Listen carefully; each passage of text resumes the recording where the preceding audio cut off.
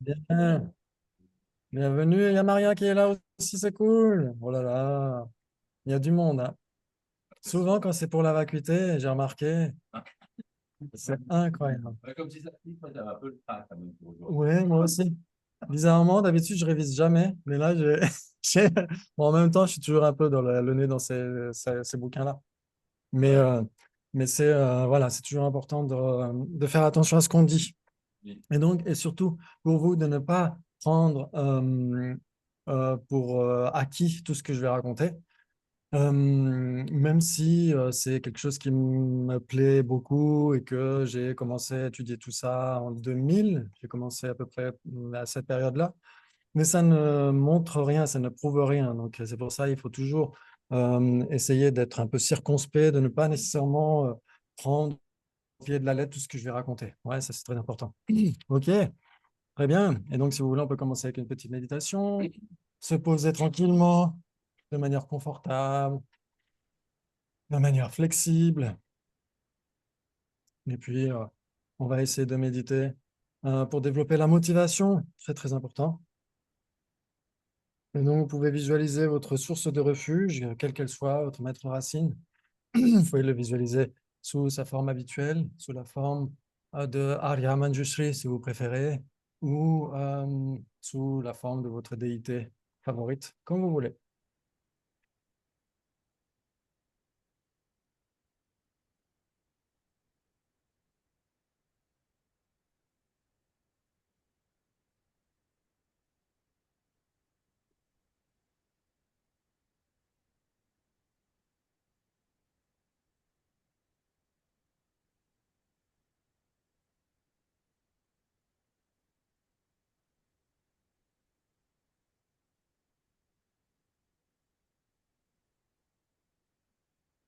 Et donc, il est fait de lumière, de félicité vacuité. Il est souriant, il nous accepte exactement tel que nous sommes, tout en ayant pleinement conscience de notre potentiel.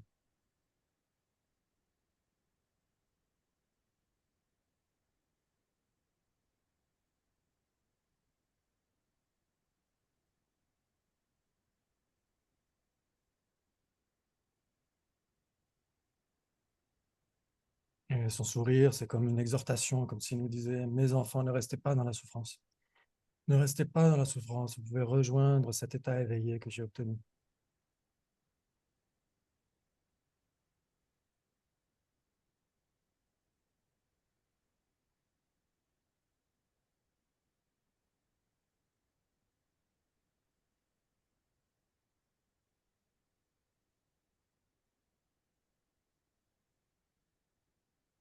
Donc, vous pouvez visualiser le champ de bodhicitta, tous les êtres autour de vous.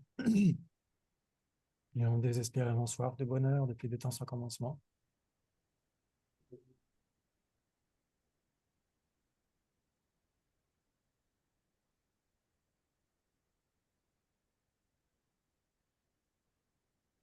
Leur nature profonde ne demande qu'à être éveillée.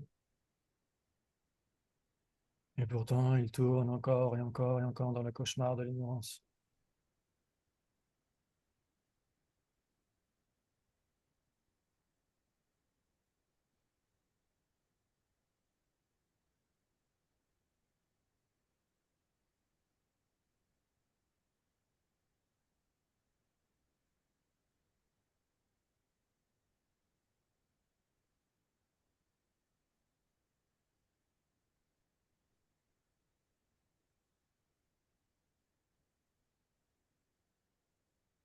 Et cultiver cette aspiration à ce que tous les êtres obtiennent le bonheur et les causes du bonheur.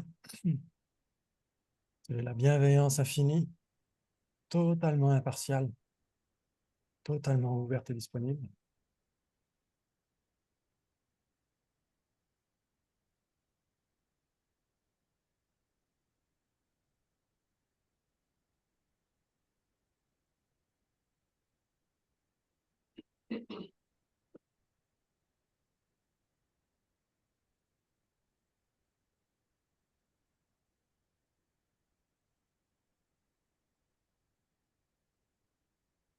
Et puis la compassion. La compassion qui est cette même forme d'altruisme impartial et universel. mais qui prend pour aspect la souffrance des êtres. Puissent tous les êtres échapper à la souffrance et à ses causes.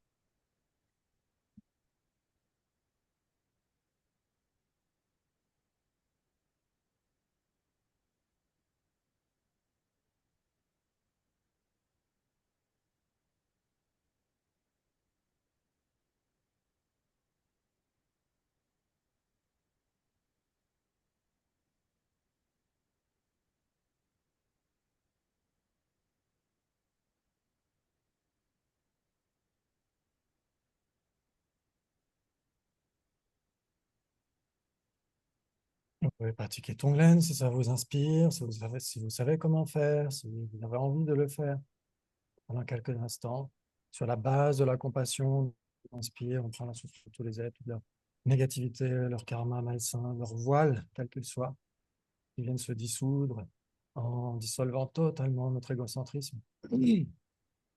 Et en lieu et place de cela, quand nous expirons, cette nature de Bouddha rayonnante qui se trouve en nous, qui se dirige vers tous les êtres et leur octroie exactement tout ce dont ils ont besoin pour être heureux,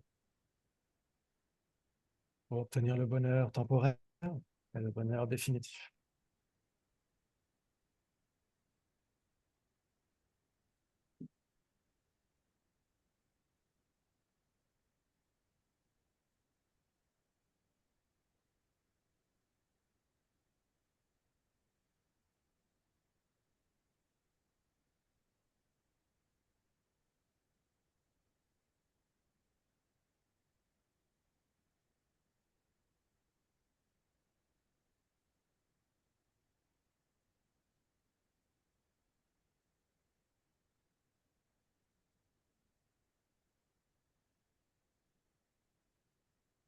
Et puis, vous pouvez cultiver cette responsabilité universelle qui veut que non seulement nous prions pour que tous les êtres obtiennent le bonheur et les causes du bonheur, échappent à la souffrance et aux causes de la souffrance, mais d'être en mesure de le faire par soi-même. Puisse-je à moi seul être en mesure de les aider à faire cela.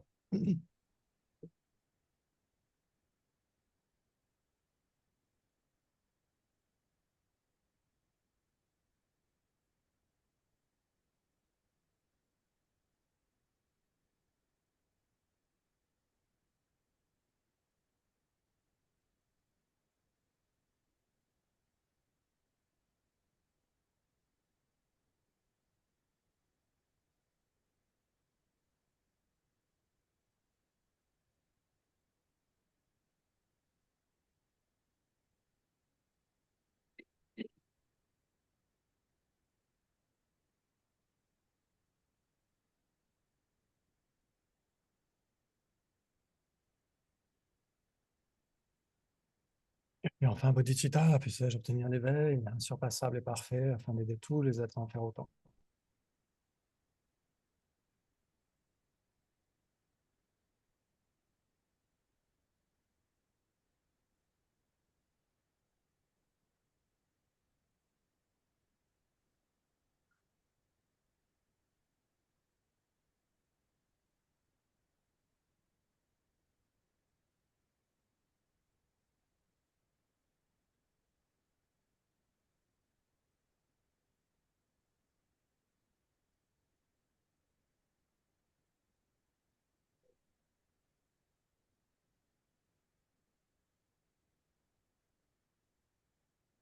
Avec cette motivation splendide, se dire oui, j'ai besoin d'obtenir l'éveil pour aider tous les êtres à parachever leur nature fondamentale. Et pour cela, je dois éliminer les voiles. Les voiles sont d'une manière ou d'une autre associés à l'ignorance fondamentale. Et qu'est-ce qui peut éliminer cette ignorance fondamentale? La sagesse qui réalise la nature des choses. Donc, on peut cultiver cette aspiration pour le bien de tous les êtres, à apprendre à développer les sagesses de l'écoute, de la réflexion, de la méditation, ayant pour objet la réalité des choses, la nature des choses dans l'acuité.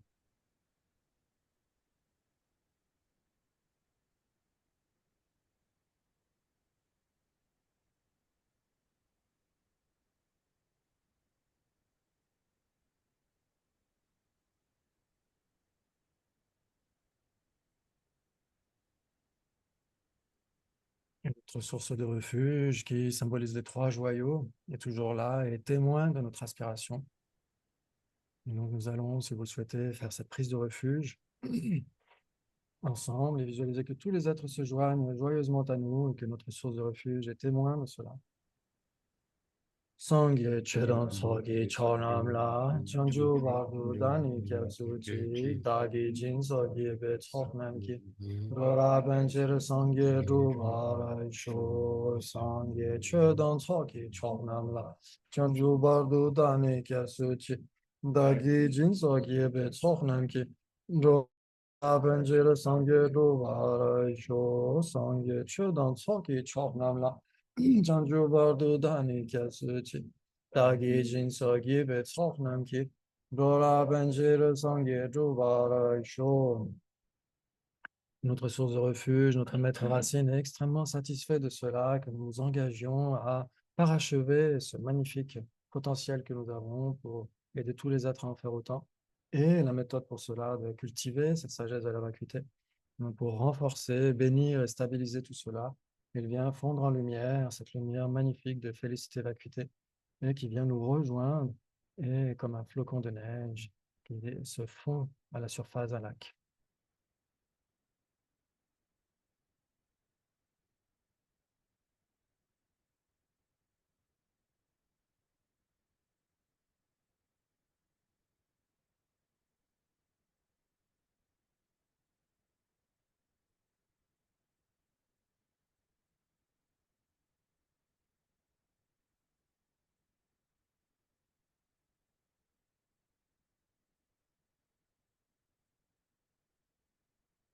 Merci beaucoup. Très bien, très bien.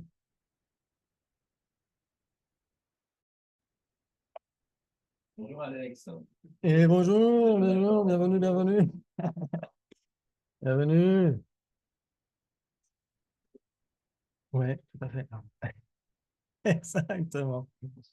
Très bien, donc dans la prise de refuge que nous venons de faire, euh, la prise de refuge habituelle, celle qui avait été composée par Lama Atisha, c'était Sangye Chö dans Sorgye Chö Nam La Janju Babu Dani Kyatsuchi, ça ne change pas. Dagi Jin Sorgye Be Senam Ki Jola Penchir Sangye Jubar Sho, Senam, par les mérites issus de la pratique de la générosité des autres perfections, puisse-je obtenir l'éveil pour le bien de tous les êtres. Et sa sainteté Dalai Lama a plusieurs fois mentionné qu'en effet, on pouvait parfois changer des prières, on peut changer les paroles des chansons. Ouais, et donc, sa sainteté préfère dire Dagi Jin Sogyebe Tsok Namki. Tsok Nam, ça veut dire toutes les accumulations. Accumulation de mérite et accumulation de sagesse. C'est très important, ce sont les deux ailes d'un oiseau. Ouais, la dernière strophe du chapitre 6 du Madhyamaka Avatara d'Acharya Chandrakirti mentionne cela. Elle dit de faire exactement comme ces bodhisattvas, ces splendides signes qui, grâce à ces deux ailes, des mérites et de la sagesse, peuvent traverser l'océan du samsara pour le bien de tous les êtres. C'est juste magnifique. Ouais, donc, les deux accumulations de mérite et de sagesse, hein, c'est très important. Si on a besoin de cultiver la sagesse de la vacuité, on a besoin de mérite, on a besoin de purifier nos voiles suffisamment. Ouais, parce que sinon, on va se dire, oui, c'est trop compliqué. Et en effet, c'est très compliqué. C'est assez complexe. La psychologie humaine est assez complexe. Donc, les remèdes donnés par le Bouddha sont complexes aussi. Ouais. Mais ultimement, ça se résume à une grande simplicité. OK. Et donc, alors moi, j'ai lu le livret en anglais du module. Et donc, c'est pour ça que j'ai demandé à Annick si c'était le même en français. En fait, c'est pas du tout le même. Donc, je vais essayer de mettre le nez dedans. En français, il y a des commentaires de Denma Lotso Rinpoche, l'un de mes maîtres. Oh, merci beaucoup, c'est cool. Qui parle des deux vérités. Ouais. Denma Lotso Rinpoche, qui est un très, très grand maître de Pong Losseling, et qui a parlé donc des deux vérités dans le livret. Pourquoi deux vérités? Pourquoi pas trois? Pourquoi pas quatre? Pourquoi pas cinq? Pourquoi pas une et demie? Tout est inclus dans les deux. Oui. Conventionnel ultime. Conventionnel et ultime. Et pourquoi deux? Pourquoi il y a ces deux vérités? Pourquoi est-ce qu'il n'y aurait pas une vérité, une seule et même vérité, avec un V majuscule? Est-ce qu'on voit sous analyse rapprochée, donc analyse ultime? Et Oui. il y a ce qui renvoie à nous, là, conventionnellement. Exactement, il y a l'apparence et la réalité. Ouais. Il y a l'apparence et la réalité. Il y a la façon dont les choses se manifestent et la façon dont les choses existent.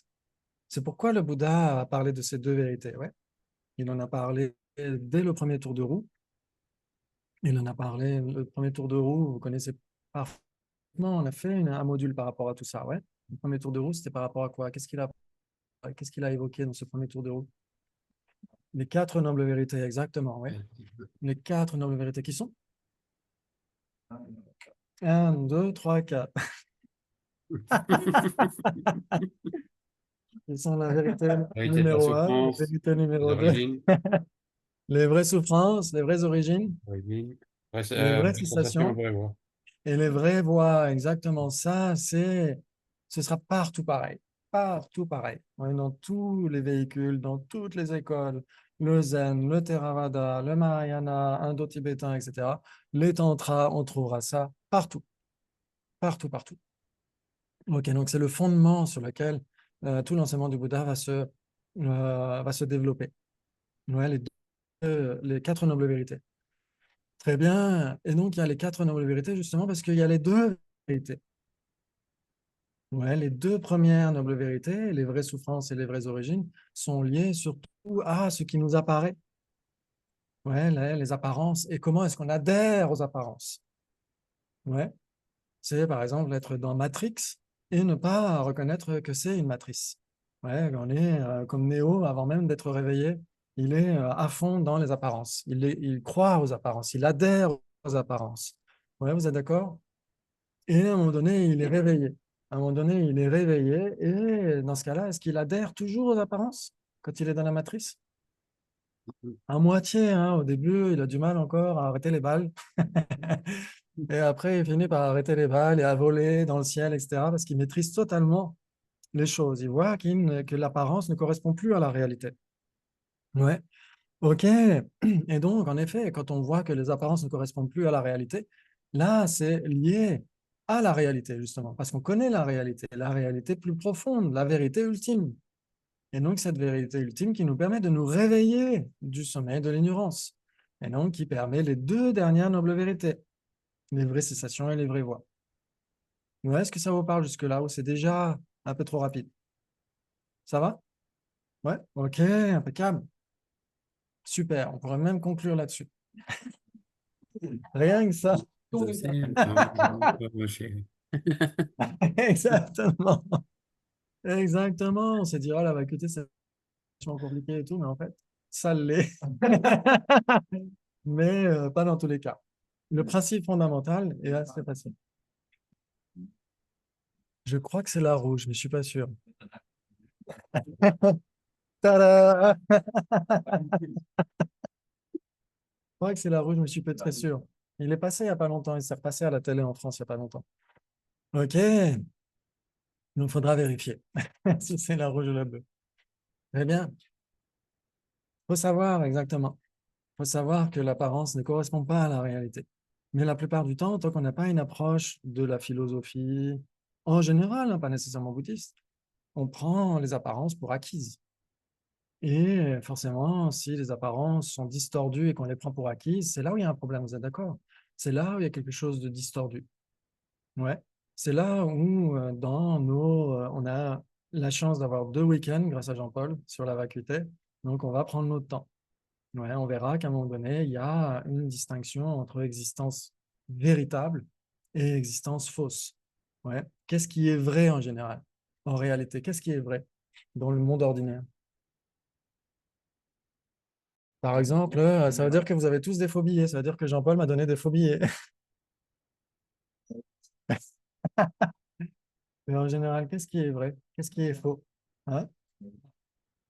Oui, par exemple, imaginons qu'on voit un faux tableau. Est-ce qu'il est vrai? C'est un vrai faux. C'est un vrai faux. Donc, dans ce cas-là, s'il est faux et qu'on le prend pour vrai, est-ce qu'il y a un problème ou pas? Imaginez que vous soyez, je sais pas, au Louvre, par exemple. C'est un très bon exemple. Au Louvre. Et imaginons que les cambrioleurs aient pris une vraie couronne pour une fausse et inversement. Ouais, si ça se trouve, c'était une fausse couronne. Et donc, ils se sont fait avoir. Ouais, donc ça veut dire qu'on a l'impression que c'est vrai alors que c'est faux. Il y a un problème. Alors, si tout le monde est persuadé que ce qui est faux est vrai, est-ce que ça devient vrai pour autant? Ouais, ça pourrait poser question. Ça pourrait poser question. Si tout le monde est d'accord, par exemple, si vous regardez une monnaie, n'importe quelle monnaie, par exemple, si vous utilisez des francs français maintenant, est-ce que vous pourrez acheter quoi que ce soit? Pourtant, c'est de la vraie monnaie, non? Mais il y a une convention qui fait elle n'a plus aucune valeur actuellement.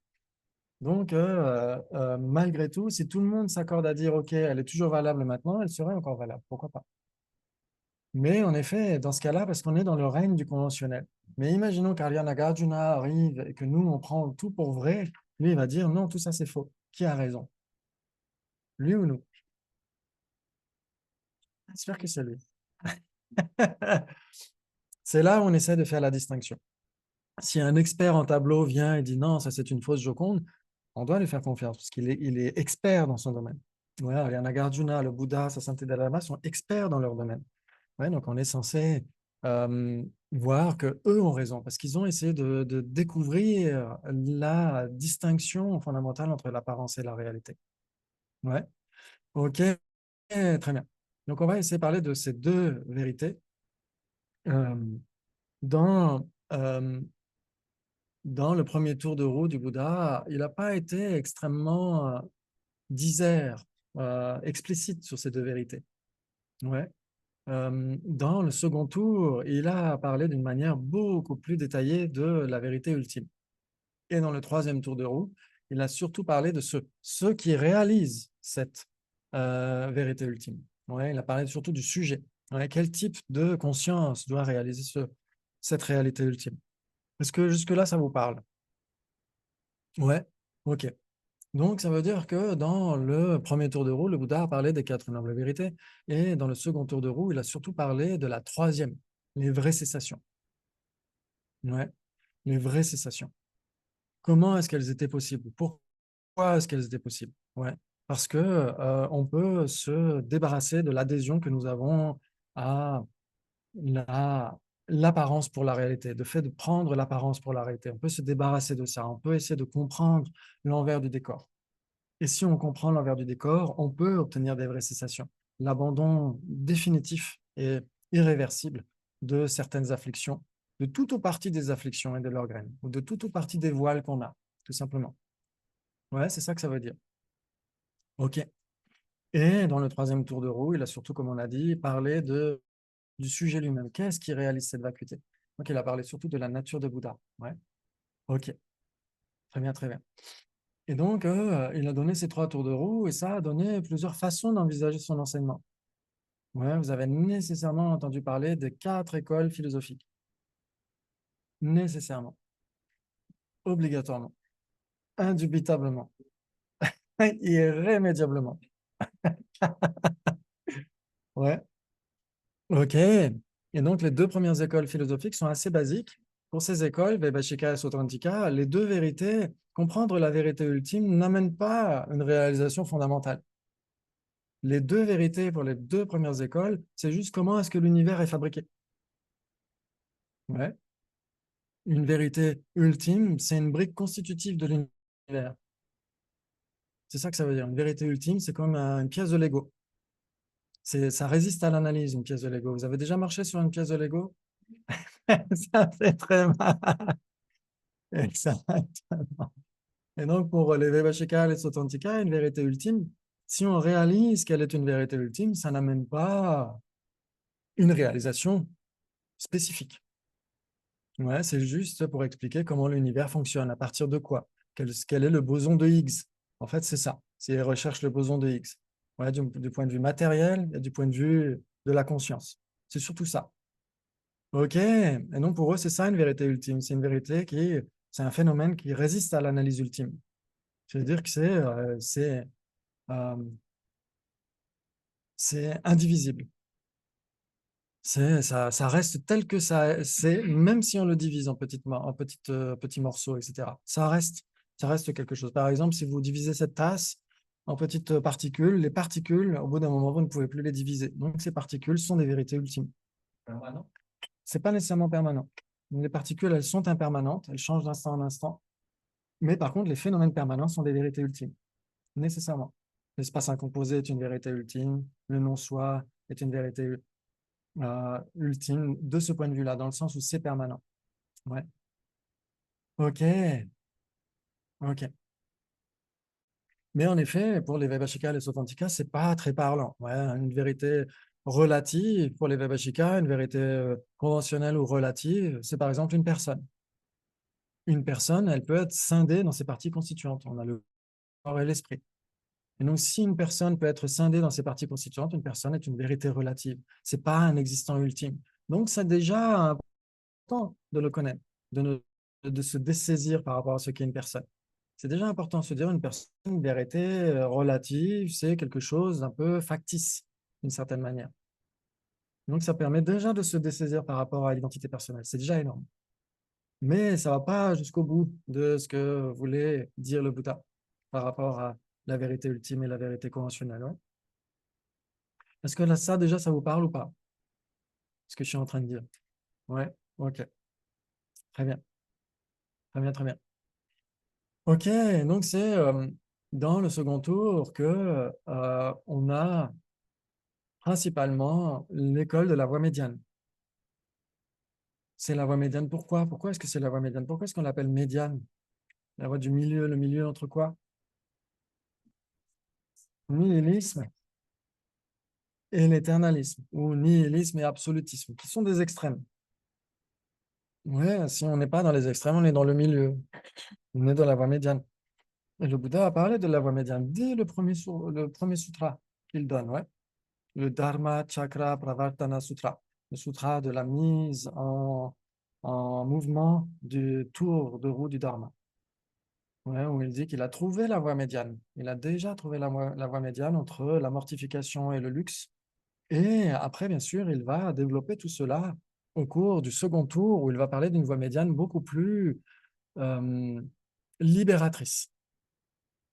Ouais, c'est déjà du jargon ou pas? Non, ça va? Ok. La voie médiane qui est libératrice, qui doit nous libérer des extrêmes. Ouais. Ça, c'est surtout dans le second tour de roue. Le second tour de roue, c'est ce sur quoi s'appuie surtout la voie médiane, le Madhyamaka. Ouais. OK. Et le troisième tour de roue, c'est surtout pour l'école qui est, c'est quoi l'école? La nôtre, quoi. Chittamatra. C'est le Chittamatra, l'école de l'esprit seul. Ouais, où euh, le Bouddha, un petit peu pour rassurer ses étudiants bodhisattvas, leur dit, OK, certains phénomènes ont une existence véritable.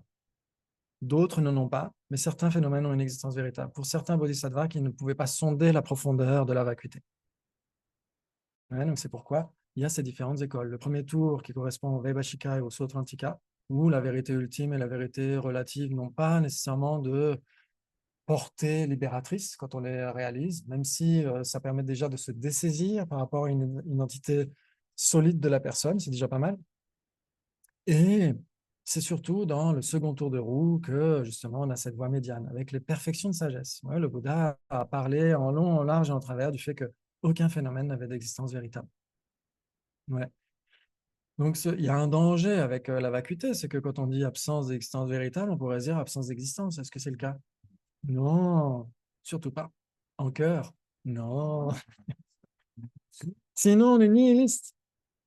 Et comme dit sa sainteté Dalai Lama, si vous doutez d'exister, pincez-vous. Exactement. Donc, c'est très important de garder cet aspect-là. La vacuité ne réfute pas l'existence. Elle l'implique. Elle l'implique. OK. Très bien, très bien. Donc, bien sûr, quand on dit vacuité, ça peut vouloir dire beaucoup de choses. Ouais, quand on dit une tasse est vide de thé, c'est un type de vacuité. Mais c'est facile à réaliser. Ouais. Quand on dit un esprit est vide de pensée, etc., c'est facile à réaliser, c'est facile à comprendre. Un frigo est vide de légumes, c'est facile à comprendre. Donc, dans ce cas-là, ce n'est pas la vacuité libératrice. Ouais. La vacuité libératrice, ça dépend encore dans quel contexte on se situe. Mais ça peut être l'absence d'un type d'existence par rapport à la personne. Ça peut être l'absence d'un type d'existence par rapport au phénomène autre que la personne. Ouais. OK. Donc, si on parle de la vacuité d'un type d'existence fantaisiste par rapport à la personne, on parlera du non-soi personnel. Et si on parle de l'absence d'un type d'existence fantaisiste par rapport au phénomène autre que la personne, on va parler du non-soi des phénomènes. Vous avez parfaitement compris. OK. Très bien, très bien. Et donc, c'est là où justement on a ces deux vérités. Donc, ces deux vérités, elles sont expliquées du point de vue des Vaibhashika, elles sont expliquées du point de vue des Sautrantika, elles sont expliquées aussi du point de vue des Chittamatra. Mais ici, on va surtout s'appuyer sur la vue de la voie médiane, tant qu'à faire. Ouais, parce qu'elle est considérée comme étant en accord avec l'intention ultime du Bouddha. Alors, justement, je n'ai pas encore fait cette distinction-là, mais on va la faire. On va la faire. On va être obligé. Vous n'avez pas le choix. Vous avez signé. OK, donc on verra, il y a la voie médiane en général. Mais chaque école prétend être la voie médiane. Comment est-ce qu'un tenant philosophique bouddhiste va dire « Ah non, moi je suis absolutiste, moi je suis nihiliste ». Qui accepterait d'être nihiliste parmi les bouddhistes? Qui l'accepterait? Personne. Ouais, vous êtes d'accord que personne ne va avouer être nihiliste, puisque c'est péché. Ouais, il vaut mieux encore, à la rigueur, être absolutiste. C'est ce que dit Ariana Nagarjuna de la Ratnavali. Ouais. OK, très bien, très bien. Donc, chaque école prétend être la voie médiane. Les Vaibhashika prétendent être la voie médiane. Ils disent, nous, on n'est pas nihiliste parce qu'on accepte l'existence substantielle des particules infinitésimales, par exemple. Et on n'est pas absolutiste parce qu'on dit que la personne a une existence relative. Elle n'a pas une existence ultime, substantielle, etc. Elle a une existence imputée. Donc, on n'est pas absolutiste, on n'est pas nihiliste. Ouais, les Sautrantika diront sensiblement la même chose. Ils diront, alors surtout les Sautrantika qui suivent le raisonnement, ceux qui ont l'habitude pour les débats, une vérité ultime, c'est ultimement capable d'opérer une fonction. Donc, ils ne sont pas nihilistes, puisque les impermanents sont ultimement capables d'opérer une fonction. Et ils ne sont pas absolutistes, puisque les phénomènes permanents sont des sous-existants, sont des existants fantomatiques. Donc, ils ne sont pas absolutistes à ce titre-là. Ouais, ça vous parle? OK. Et le Chittamatra, ça va être similaire? Non, ça ne vous parle pas? OK. Les détails de ces écoles, nanana. OK. Ouais, il aurait fallu qu'on fasse une classe là-dessus. Mais peut-être qu'à l'avenir, on verra. On verra. On verra. Parce qu'à la FPMT, dans l'absolu, à la FPMT, il y a un nouveau programme qui existe, c'est Explorer le bouddhisme, où il y a ces écoles philosophiques qui sont étudiées. Donc, c'est une très bonne façon pédagogique d'emmener ensuite les gens vers le basic programme, vers le PEBA. C'est une très bonne chose. OK. Une question. Oui. Par rapport à ces écoles, et ce que tu nous expliques, Oui. est-ce qu'on pourrait quand même dire que la majorité de ces écoles bouddhistes, dans leur grande majorité, elles correspondent, c'est sur des détails de subtils, en fait, il y a des petites différences, puis c'est ça qui les différencie. C'est assez subtil. Chaque fois, on fait le détail. Ouais, alors c'est ceux-là, ça c'est ceux-là, eux, ils pensent que ci, que ça. Mais ça reste sur une toute petite portion, puis là, une subtilité de. Comment dire, Oui. pour atteindre, pour voir la différence de cette subtilité, il faut déjà avoir un certain niveau. Enfin, non, peut-être pas. Il faut comprendre comme ça intellectuellement, non. Oui. Mais il faut réaliser. En fait. Oui, il faut surtout étudier. C'est surtout étudier, essayer de réfléchir par rapport à ce qu'ils disent, de mettre les lunettes Vaibhashika, de mettre les lunettes Sautrantika, de voir le monde avec leur façon de voir. Et dans ce cas-là, c'est vachement utile. Ouais, ça reste, comment dire, il y a un tronc commun. Reste subtil, Oui. Alors, parfois, elles sont assez marquées. Par exemple, Par exemple, les Sautrantika qui suivent le raisonnement vont dire une vérité ultime, c'est nécessairement un phénomène impermanent. Alors que nous, on a l'habitude d'écouter sa sainteté de Lama ou Lama Tsongkhapa Rinpoche qui disent la vérité ultime, c'est nécessairement permanent. La vacuité, c'est permanent, c'est une simple absence. Donc c'est pour ça que ça peut choquer. Mais tout le monde sera d'accord sur les 4 nobles vérités. Tout le monde sera d'accord pour dire c'est les 4 nobles vérités. On ne démordra pas, c'est l'enseignement du Bouddha, les 12 liens de production dépendante, la possibilité du nirvana, de l'éveil, etc. Tout ça, ils ne vont pas en démordre. Après, c'est qu'est-ce qui permet d'obtenir le nirvana? Est-ce que c'est réaliser ce type de réalité-là ou ce type de réalité-là? Ouais. Qu'est-ce qui empêche le nirvana et l'éveil? Est-ce que c'est ce type de voile ou est-ce que c'est ce type de voile, etc. Là-dessus, ils ne sont pas d'accord. Ça reste un petit peu. Ça reste. Quand on l'a réalisé, C'est un petit peu, idéalement, c'est de générer quand même une expérience par rapport à ça. C'est de se dire, qu'est-ce qui m'empêche d'obtenir la paix? Qu'est-ce qui m'empêche d'obtenir la paix? Est-ce que c'est un état d'esprit actif, c'est-à-dire je saisis une existence inhérente, etc. Ou est-ce que c'est juste une apparence qui se manifeste à ma conscience? Donc, idéalement, c'est quand même de générer une certaine expérience. Quand je dis mettre les lunettes Vaibhashika et Sautrantika, c'est d'essayer de voir le monde à leur façon. Et dans ce cas-là, c'est déjà super utile parce que c'est une marche qui nous amène vers ensuite le Chittamatra et le Madhyamaka. Et ensuite, la distinction soit Tantrika, Prasangika. Ça, c'est indispensable. C'est pas grave.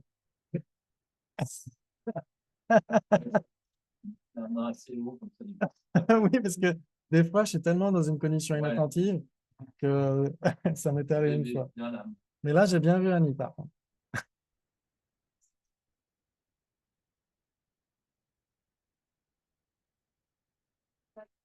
Exactement. C'est grave. C'est super grave, mais tu as tout à fait raison. C'est pour ça que c'est passionnant. C'est pour ça que moi, j'adore ces trucs-là, voir quels sont leurs débats internes. C'est hyper grave. C'est ça. Pas d'accord sur Exactement, tout à fait. Exactement. Pour un prasangika, quand un chittamatra dit pour obtenir l'éveil, il faut réaliser la non-dualité, le fait qu'il n'y a pas d'existence extérieure à la conscience, les prasangikas disent vous méditez sur un non-existant. Comment est-ce que vous pouvez obtenir l'éveil? C'est hyper grave. Je suis tout à fait d'accord. Les prasangikas disent non, si vous réalisez. Alors, bien sûr, ça, on va parler de ça. On va parler des différents types de non-soi de la personne et on va voir que les prasangikas sont très spécifiques. Pour eux, les autres écoles ne vont pas assez loin. C'est eux qui ne sont pas d'accord avec les autres écoles, qui disent oui, pour obtenir la libération, il faut simplement réaliser l'absence d'un soi autosuffisant et substantiel de la personne. Et ça, il faut déjà comprendre ce que ça veut dire. Parce que comme dit sa sainteté Dalai Lama, alors j'ai des diapos, hein, rassurez-vous. Là, ça va, le frigo. Exactement. Ouais, il est plein ou vide. Et pour comprendre autosuffisant et substantiel, idéalement, il faut déjà bien comprendre le Sautrantika. C'est pour ça que c'est ce qui nous amène à comprendre. Une école nous amène à comprendre une autre. C'est pour ça que dans tous les monastères indo-tibétains, et même à l'époque en Inde, à Nalanda, etc., ils débattent sur le Sautrantika. Quand les moignons de 6 ans, 7 ans, etc., ils débattent du Sautrantika parce que c'est la base, c'est vraiment la base. Le Vaibhashika est plus grossier encore, mais il a des vues tellement bizarres que, sur certains points, qu'on débat parfois avec des vues Vaibhashika, mais c'est surtout le Sautrantika parce que c'est la base de la compréhension. Une fois qu'on a compris ce que veut dire le Sautrantika, avec ses définitions, etc., après, il suffit de modifier quelques points et on arrive à comprendre le Chittamatra et on arrive à comprendre le Prasangika. Parce qu'on a la base. Et nous, on a vu, par exemple, une année, c'était il y a peut-être 3 ans, on a eu un mois de débat intense avec Venerable Geshe Losel à Nalanda. Et il y avait des gens du Masters Programme qui sont venus et ils ont compris. Ils ont dit, ah, mais c'est pour ça. Ah, mais c'est pour ça. Parce qu'ils ont vu que le Sautrantika donnait les bases. Que veut dire exister de manière substantielle? Que veut dire exister de manière imputée? Ça, on le comprend chez les Sautrantika, qui est pourtant une école assez basique. Et si on ne comprend pas ces points-là, comment est-ce qu'on peut comprendre l'existence simplement imputée des prasangikas? Impossible. Oui. On va imaginer, quand on entend justement des explications sur les quatre écoles, imaginez peut-être que c'est à l'intérieur du même esprit, de la même personne. Oui. C'est tout à fait ça. C'est tout à fait ça. Ouais. Exactement. Oui. C'est exactement ça. Ça veut dire que ces débats, en effet, ces écoles existent tout simplement parce que quand le bouddhisme s'est suffisamment installé en Inde, face aux vues hindoues, non bouddhistes, etc., où il y a eu beaucoup de débats externes avec les non-bouddhistes pour que le bouddhisme puisse s'installer quelque part, une fois qu'il s'est suffisamment installé, il y a eu des débats internes au bouddhisme. Qu'a dit le Bouddha? Qu'est-ce qu'il a expliqué? Certains vont dire, bah, il a expliqué que ça. D'autres vont dire, bah, non, il a expliqué plus que ça, etc., etc. Donc forcément, c'est là où il y a ces écoles philosophiques. Et idéalement, on débat contre notre propre ignorance. Idéalement, non? Même quand on débat avec quelqu'un, qu'est-ce qui gagne le débat? La sagesse ou la personne? La sagesse. C'est la sagesse qui gagne. Qu'est-ce qui perd le débat? L'ignorance. Ouais. Donc idéalement, quand on débat, il y a un texte du Panchen Rinpoche, le Sanchuki Gensen, qui parle de ce débat entre la sagesse du non-soi et l'ignorance. Et donc, tout son livre, c'est un débat entre l'ignorance qui dit « Ah non, non, mais moi, de toute façon, j'existe depuis les temps sans commencement, donc je vois pourquoi je serais un non-existant, etc. » Et la sagesse qui dit « Oui, mais ça ne prouve rien, etc., etc. » Donc, il y a des débats internes et on débat contre notre ignorance, fondamentalement. Quand on fait une méditation analytique, on débat contre notre ignorance.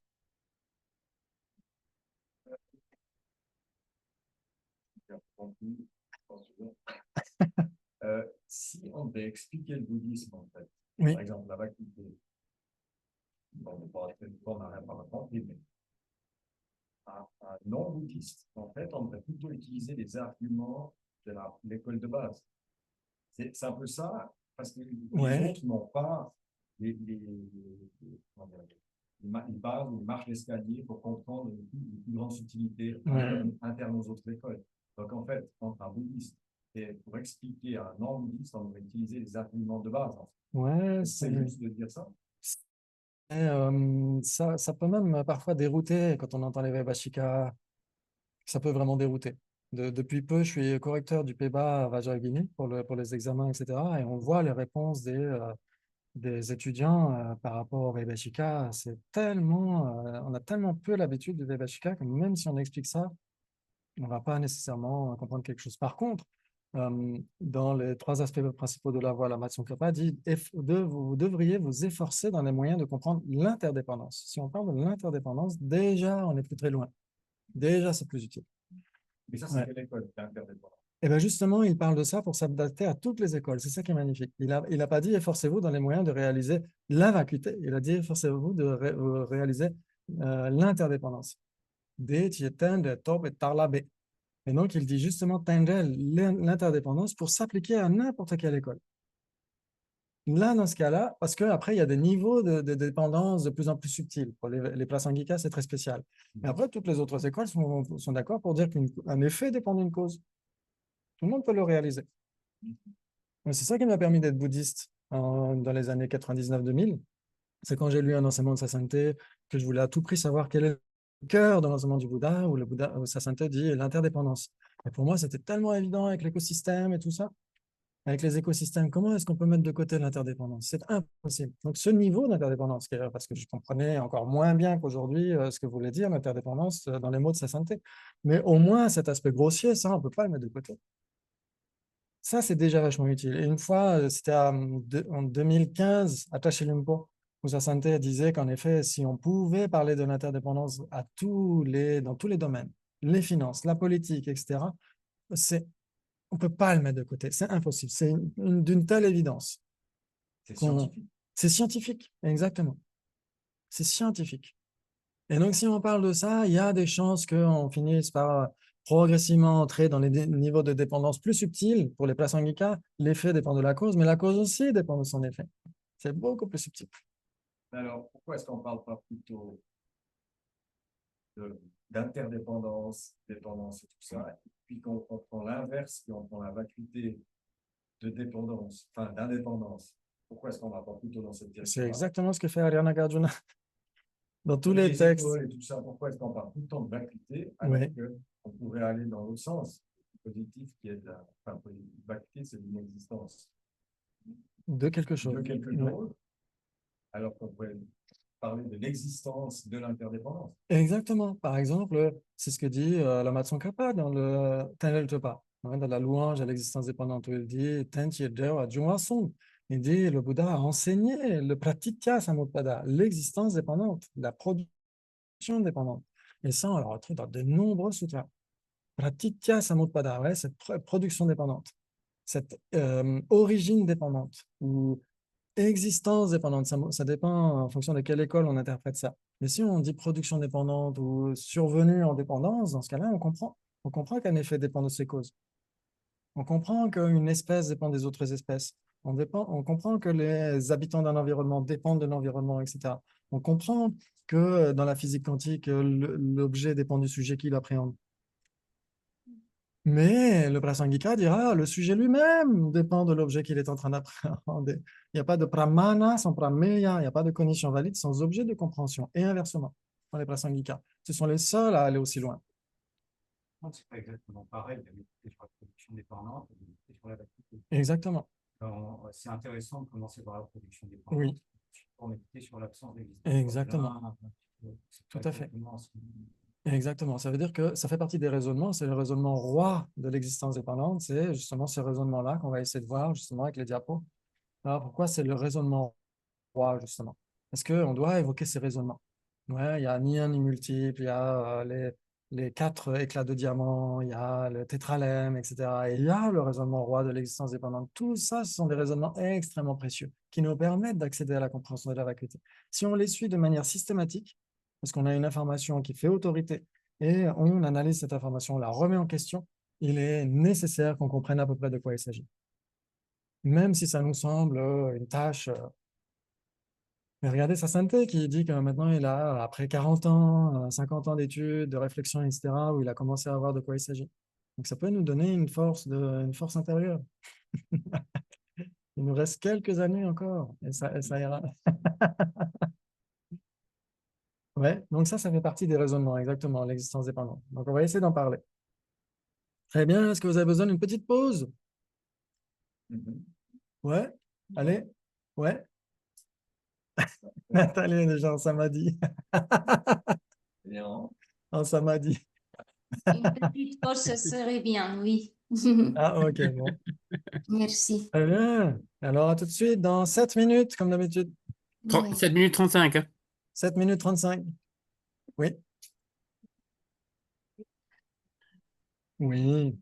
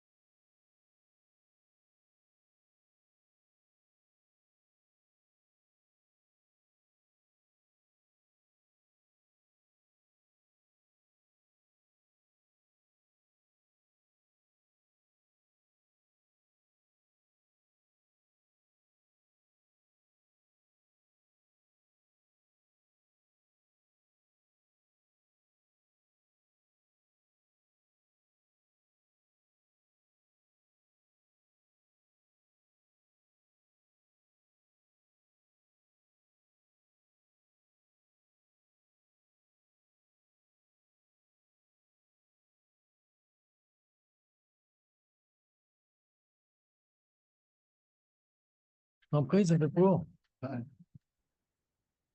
Impeccable. Alex, c'est pas pour pas ça. C'est très moldu.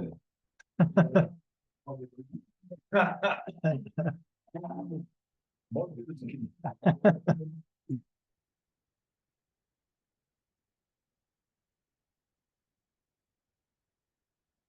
Ouais, c'est très bon. finalement, Oui, c'est bon. Ouais. Impeccable.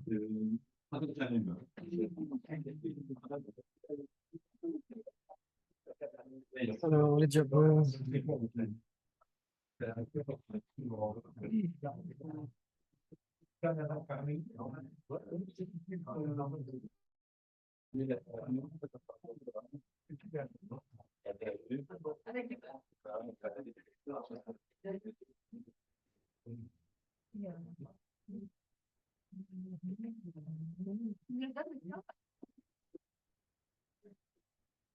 Faut me nourrir avant de venir ici.